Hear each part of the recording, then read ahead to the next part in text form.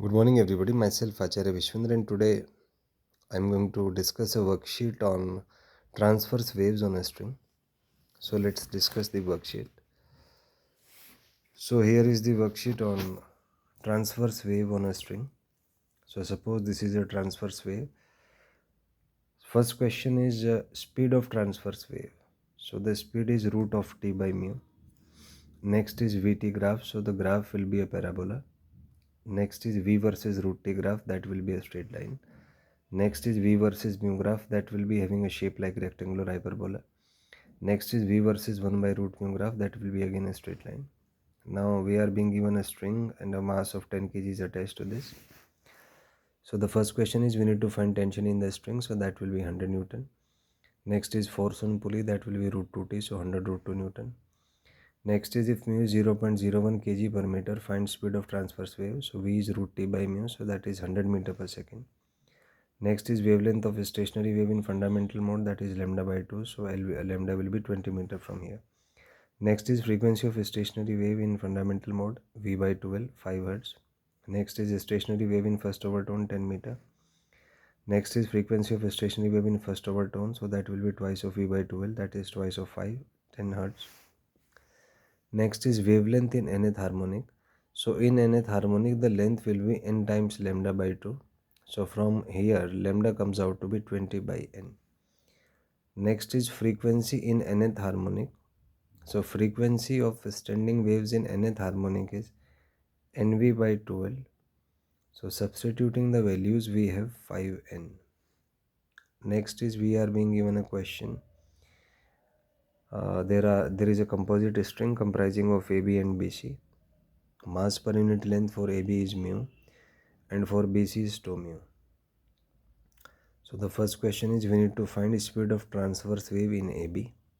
So as you can see from over here, tension in the string will be mg over here. So speed of wave in AB will be root t1 by mu. T1 is mg by mu. Next is speed of transverse wave in BC. So in BC mu is 2 mu. So speed will be root mg by 2 mu. Next here is ratio of speed. So that will be v1 by v2. And if you calculate, that will come out to be root 2, which is 1.414. Next is if B is node and AB is in nth harmonic and BC in mth harmonic, then find lambda AB upon lambda BC. So you can say that length is equal. So in the first case, L will be n lambda by 2, lambda 1 by 2. And for second, it will be L is equals to m lambda 2 by 2. So we can say that lambda will be inversely related to the number of harmonics. So lambda AB upon lambda OC will be equal to m by n, as you can see from the calculations over here. So these are the basic level worksheets which are developed with the vision to check your studies. So use these worksheets when you have completed your study of the particular topic, and you can see that here the focus is on checking and testing you that are you able to develop a basic understanding of the topic which you have studied. We have not involved any sort of derivation or any sort of explanation over here. Here the simple task is that to check what you have studied today and to make you clear about the very basic things.